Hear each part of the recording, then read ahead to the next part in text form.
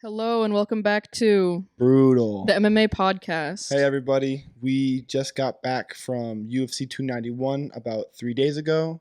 We are back in Arizona now. We don't live in Arizona, but I wish I did. we wish we did. We like Arizona a lot more than California. That's for sure.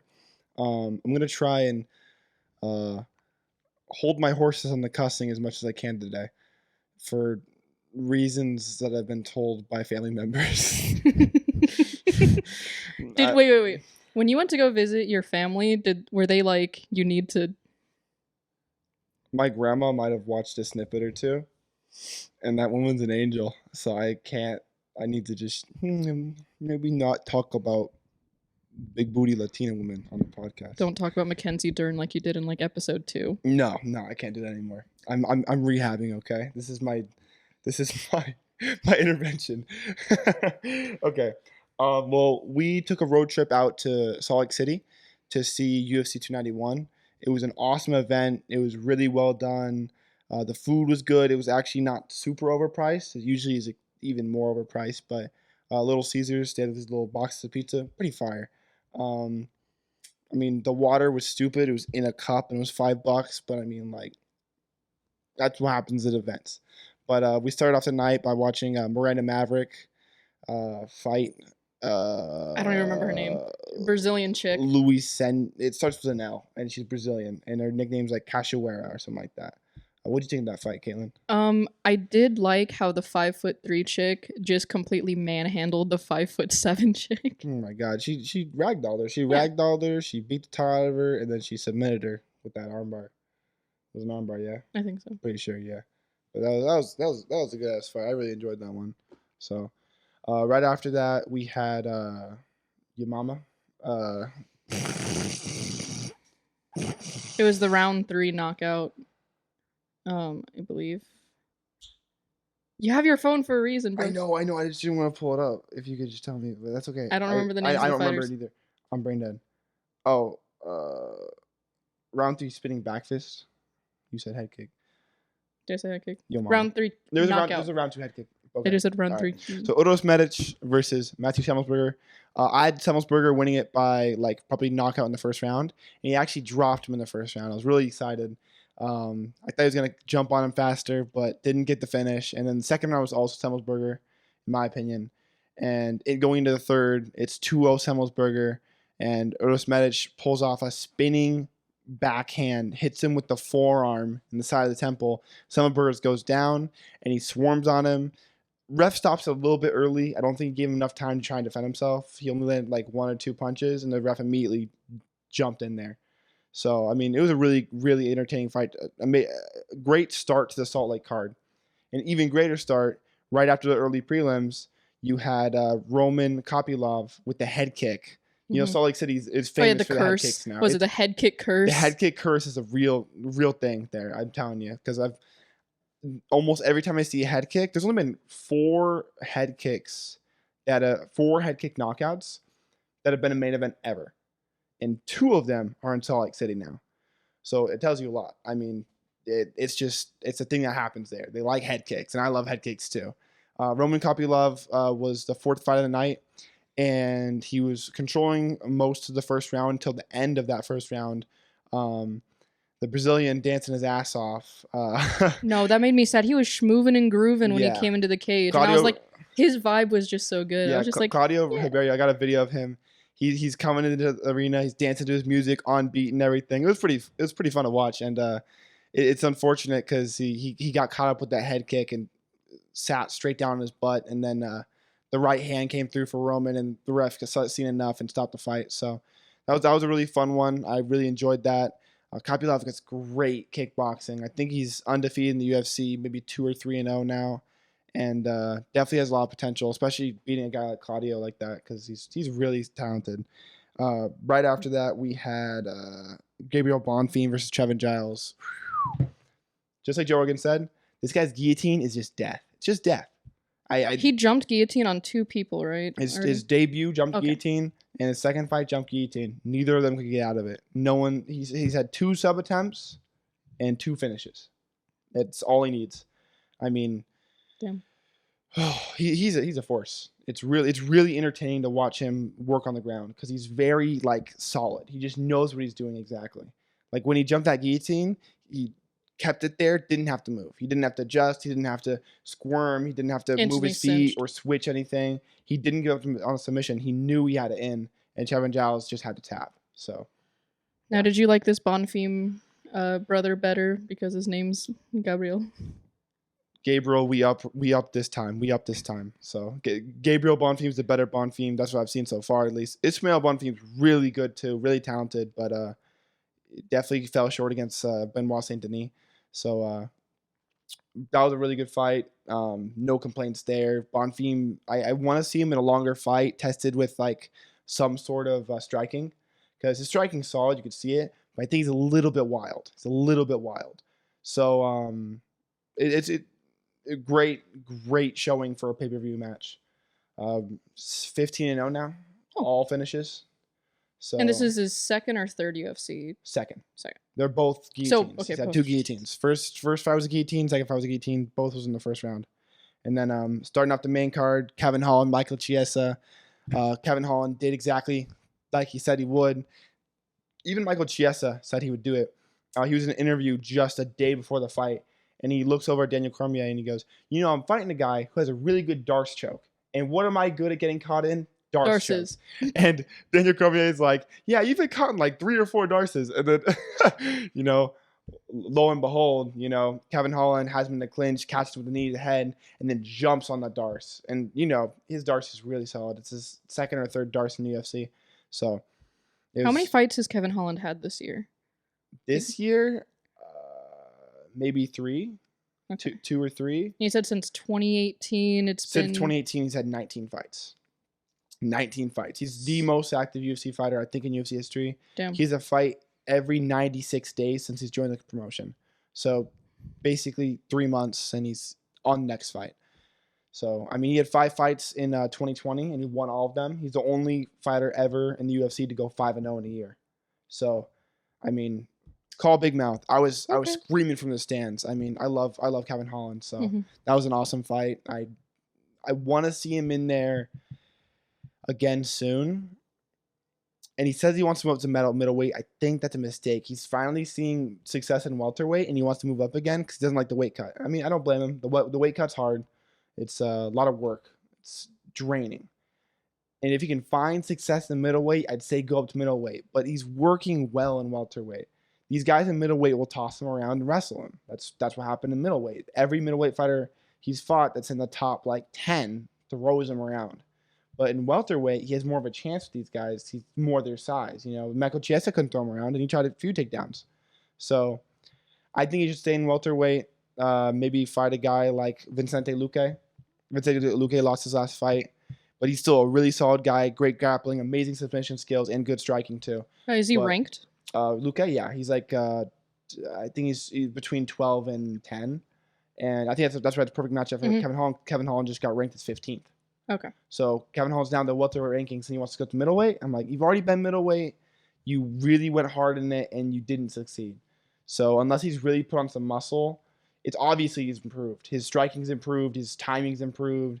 His speed's improved. His grappling's everything. He's a lot better overall. So he could see success in middleweight that we didn't see before, but I really doubt it. I love Kevin Holland just as much as the next guy, but you have to be realistic. And if you're having success in welterweight, even with the weight cut, you should stick to it until if it ain't broke, don't fix it. And that's just what he should live by. But next is Tony. Is next Tony? Next is Tony. Oh, I don't even have to look at my phone then. Tony and was it Bobby Green? Bobby Green, yeah. So there's one patch of success there for Tony. He caught Bobby Green with a jab and sat him on his ass, but that's really the only thing that landed the whole fight. Tony fighting Green was really Bobby was in control the whole time, especially on the feet. He was controlling the whole way. That only time was when he got dropped, and Tony just couldn't get past the punches. He was too slow. It just looked like an old man in the cage trying to fight the fact he was old, and it was really upsetting to see. I was very upset.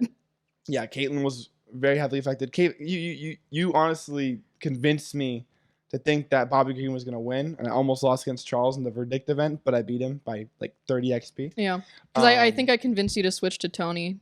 Yeah, because I think he looked Charles fast. Charles did Bobby, right? Yeah, he looked fast in training camp, and he looked young again for he some looked reason. Better than he did for his last fight. He looked way so better. sick for his last fight. His last fight, he looked gross. He looked sick. He looked sad. He looked slow.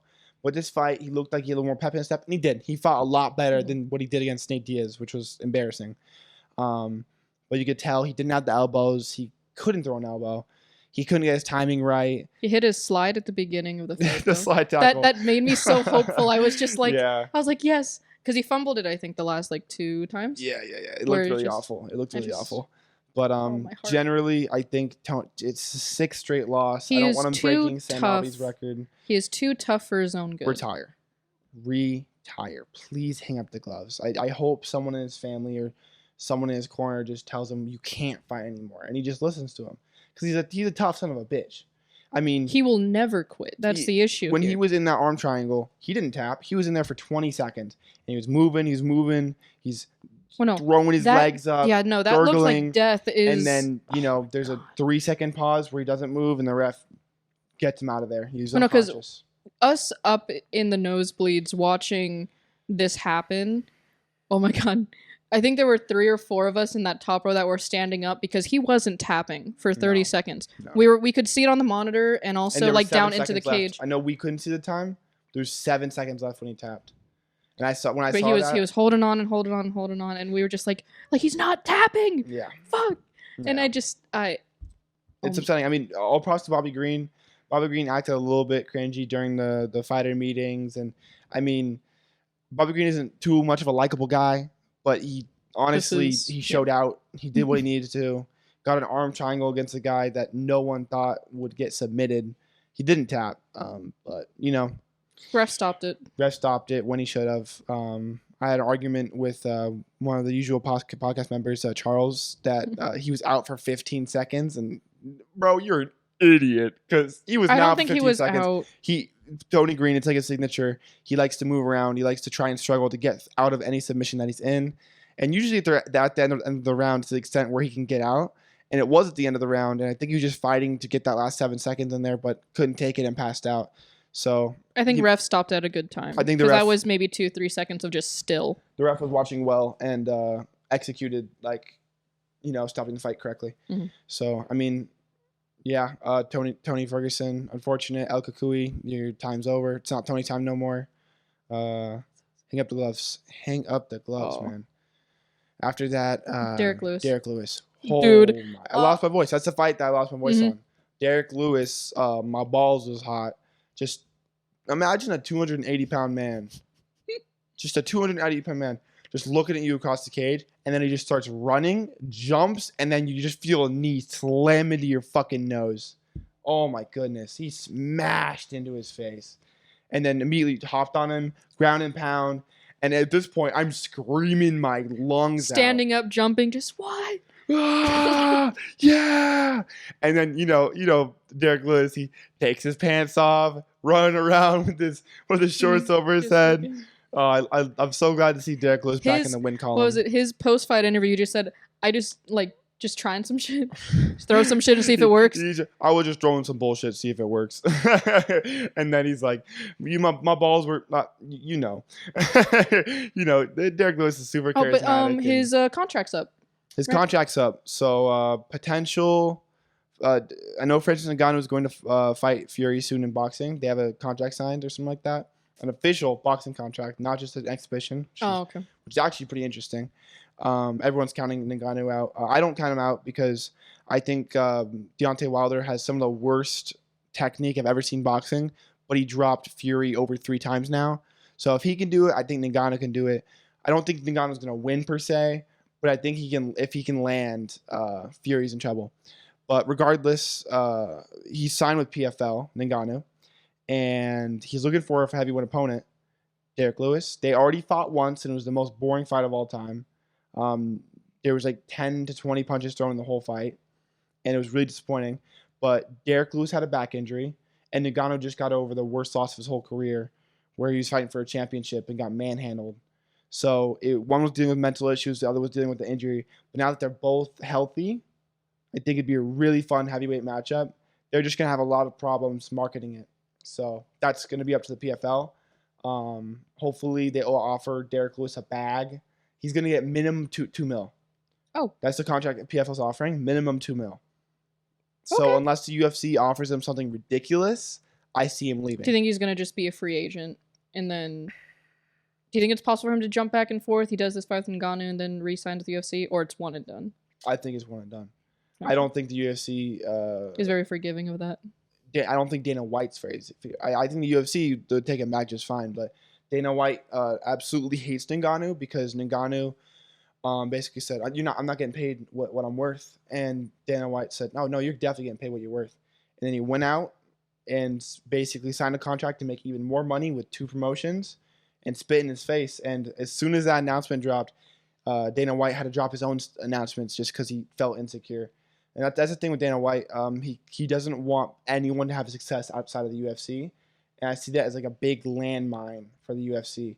Like they have opportunities like a to liability. grow, and because they want to be a monopoly so bad, they refuse to let their fighters do anything but fight in the UFC. So they'll hold their contracts together. I mean, GSP's been signed to the UFC for 5 years since he's retired. They won't let him go. He wants to go do boxing. He wants to do other stuff. They won't let him go. So, I mean, it's a big thing the UFC needs to work on. But I do think it's crazy how much our mood shifted between the Tony fight and the Derek Lewis fight. Going from the lowest of lows, seeing one of my favorite fighters just get bodied for the 6th time in a row. Yeah. Then to seeing a giant dude knee someone in the forehead is just the Black awesome. Beast, Derek Lewis, with the flying knee. Jorge Masvidal was in the crowd like, there was a picture of him reacting to it. I mean, it was a picture perfect. Well, you knee. wouldn't expect a switch knee too. It you wasn't wouldn't just a knee. He didn't just jump up with a knee. He jumped up with one knee and then popped the other one up and just right here. It's a perfect You wouldn't shot. expect these big dudes to throw anything like that. Derek Lewis is extremely athletic. I mean, he's shown that he's strong. He's athletic. Oh yeah, he has abs now. Yeah, he's got abs. Yeah, Derek Lewis with the 6-pack. He was talking all that, and he backed it up. He came to the weigh-ins and had abs. I was like, what am I looking at? He can have abs? This is legal? The most in shape he's been that I've ever seen him. And like he in looked great. any. I'd love to see him in the UFC. I'd love to see him against Ngannou. Whatever he chooses to do, I fully support it. So either go get the bag like Mike Perry did, go get the bag like Ngannou did, or stick to the UFC and try and maybe get a few more knockouts because he's got the knockout record again. Oh. So he's... I think it's 14 or 15 knockouts. So he just passed Matt Brown. Matt Brown just tied him, and then he just passed him up again.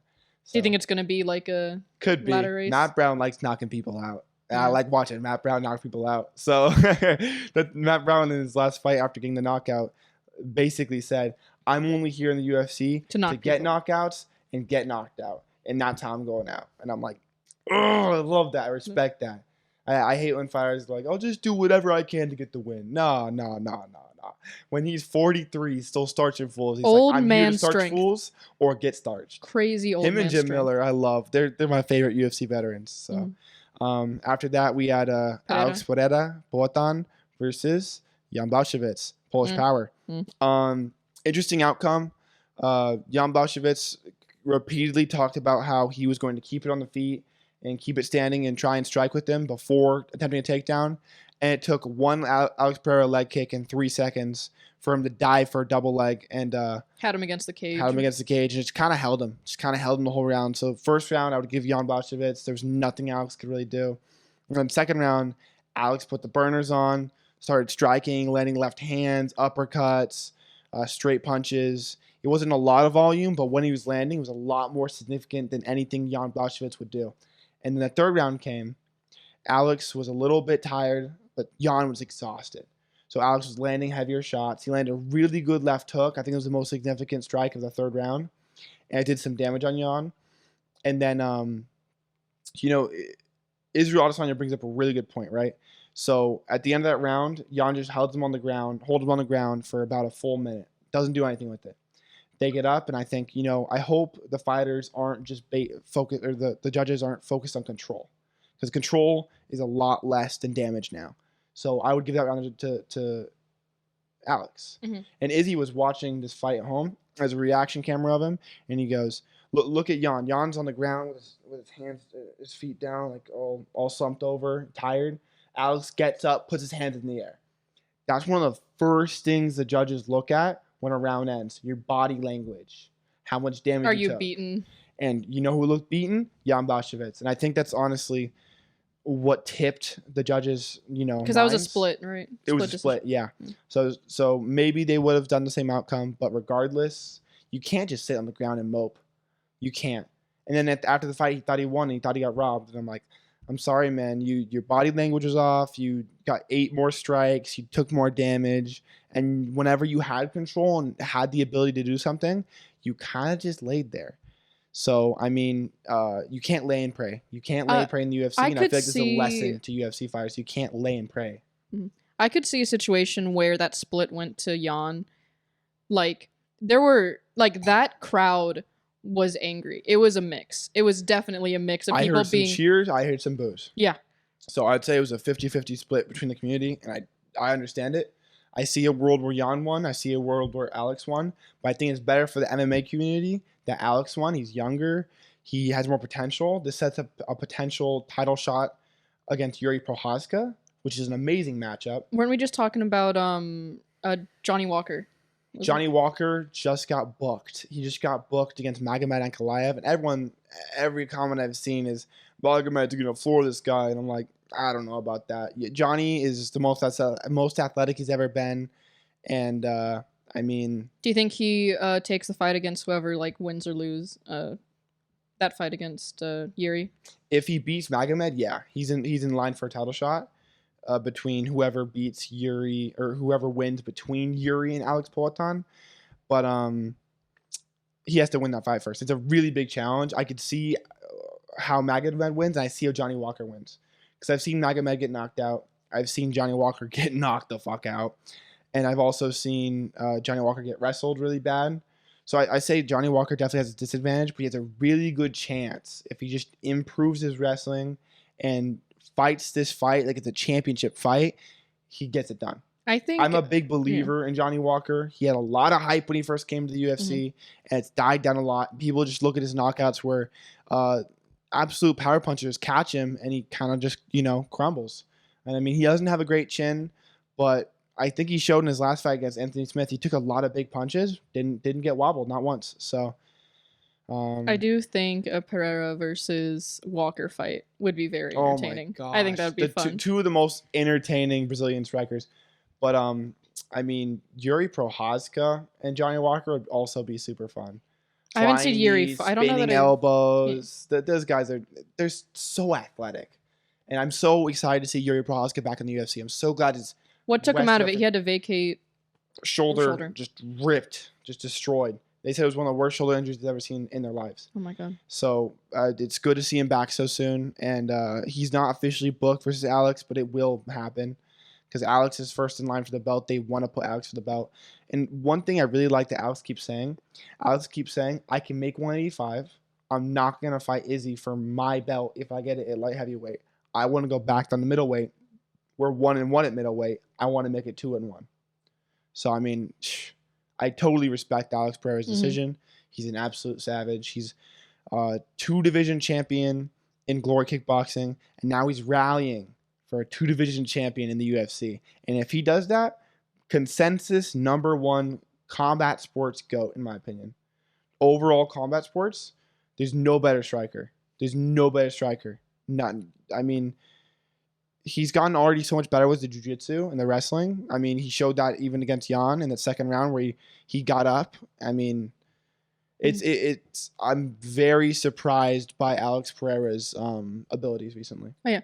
One thing I just wanted to touch on that I didn't realize until I saw him in person. I didn't realize how big Alex is. That guy is absolutely... He was towering over everyone. He just walks in the cage and you're like, he takes up that much space? Heavyweights take up that much space. Derek Lewis looked the same size as Alex Pereira. Yeah. And he fights at 185. There's like a 80-pound weight difference there. Not to mention, Alex Pereira was weighing at 228 pounds 24 hours after the weigh-in. And he still had like 12 hours more to go. So he was probably 240 when he walked in the cage. So I mean, that's a big man. So main event. Golly, I called it. I was a round off, but I called it. I knew Dustin Poirier would crumble under Justin Gaethje's adaptability because Dustin Poirier refused to fight any prospects. Arman Tsarukyan offered him a fight. Damir Ismagulov offered him a fight. I think Rafael Fiziev also offered him a fight. There's a bunch of prospects that wanted. Gamrot offered him a fight. They all wanted to rise up, and Dustin Poirier just shot them down and said, "I only deserve legacy fights. I'm too good for you." And then Justin said, contenders. Justin Gaethje said, "No, I'll fight these guys. I'll fight these young cats." And he improved his wrestling. His striking improved. His timing improved, and he kept fresh. Dustin Poirier didn't. And I think that was exactly the reason he got hit with that head kick, because he wasn't expecting it. He wasn't expecting a head kick. But there were so many kicks in that first round. The guy next to me, I didn't even know me. He looked over at me after we saw him get head kicks into oblivion. He goes, "They were throwing so many kicks in that fight." I said, "Yeah." And I think that's the thing. Justin Gaethje really improved. He started throwing more kicks, started, getting his timing down, and he landed that head kick perfectly. And like Justin said, he didn't even know he'd go down. He landed the head kick. He couldn't believe it because he hit the canvas and he was like, "What just happened?" "What?" And then, he hops up on the top of that cage, does his signature, the highlight backflip.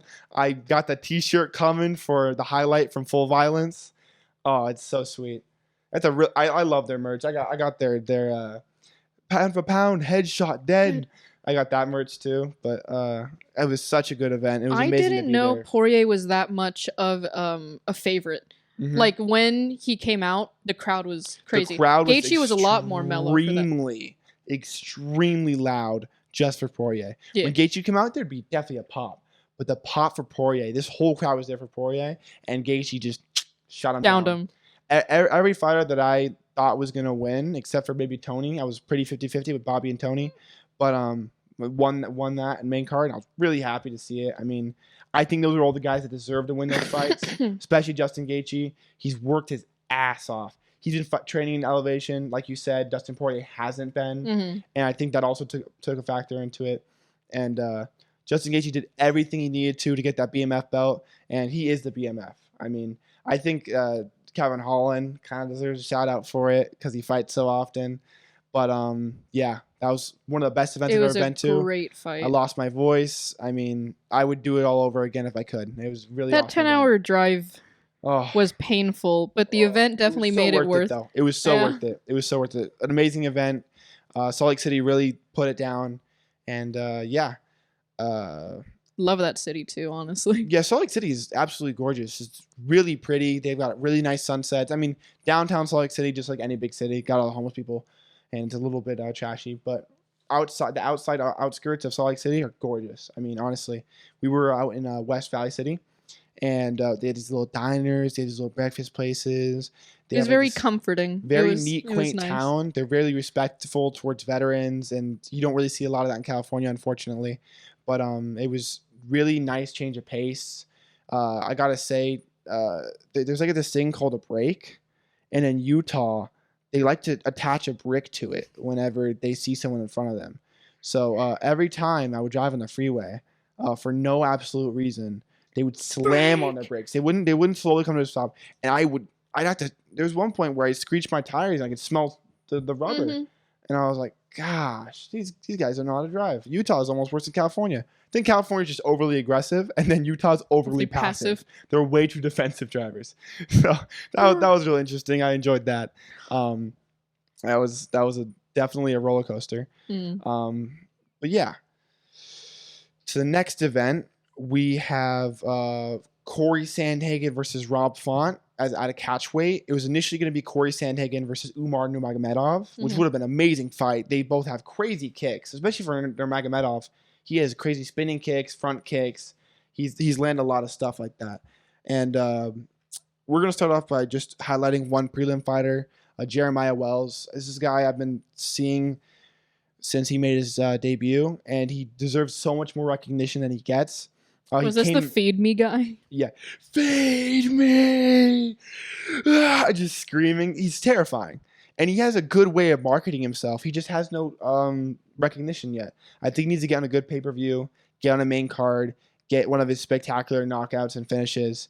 And he's only gotten one non-finish in the UFC. It was against Matthew Semelsberger, who we've seen is an absolute savage.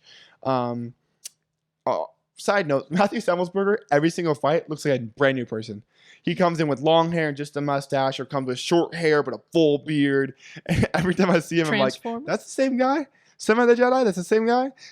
But regardless, Jeremiah Wells in their last fight just edged it out with a split decision. But the 3 fights before that just murdered his opponents. And he's really fun to watch. He's going to be fighting Carlston Harris. Carlston Harris, I'm not a really big fan of. He does a lot of dirty shots. There was a fight that took Impa Kasanganay outside of the UFC, where he was striking the back of his head over and over and over. After he did wobble him. And the ref Didn't mention it, just turned a blind eye. Oh, the fight's over. I'm not looking at anything. It was a little bit ridiculous. Back of the head strikes piss me off. They're not called enough. They're not shown enough attention in the UFC. Or any organization for that matter. I think the PFL calls it more than the UFC, and that's saying something. But I got Jeremiah Wells absolutely dismantling Carlston Harris on the feet, and if he can't get him done on the feet, because he's absolutely wild, that's one thing, he does not protect his head. He just rushes in with bombs. And that's how he kept getting caught against Matthew Semelsberger. But when he took it to the ground, he smothered him. So his ground game is absolutely unbelievable. Jeremiah Wells, I think he trains out of Killcliff. I'm pretty sure. Can't remember. But regardless, amazing wrestling. He absolutely smothers people. And if he can't get it done on the feet and he goes for a takedown, he'll definitely strangle Carlston Harris unconscious. So I'm ready for that violence. He's one of the most violent UFC fighters I've ever seen. He's intense. Brutal.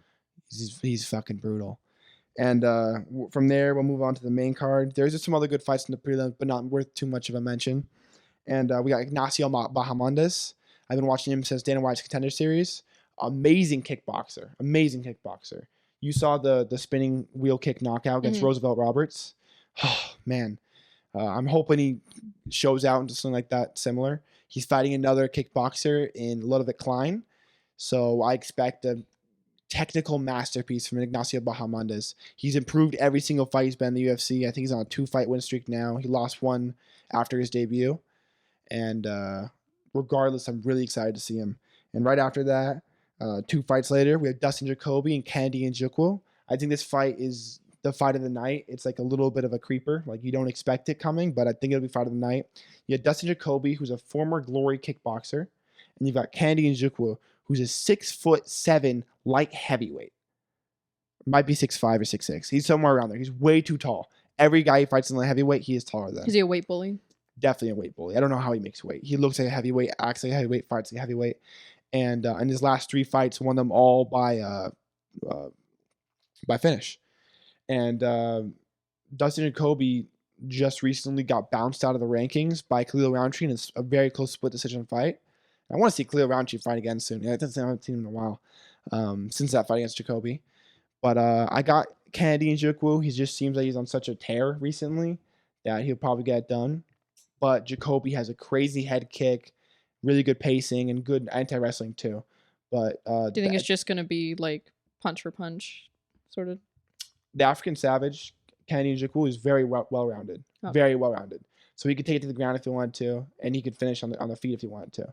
Just really depends what he wants to do. I'm very high on this prospect. I think he's a really good prospect for light heavyweight. And if he finishes Jacoby, there's no other choice than giving him a top 15 fighter. So excited to see that one.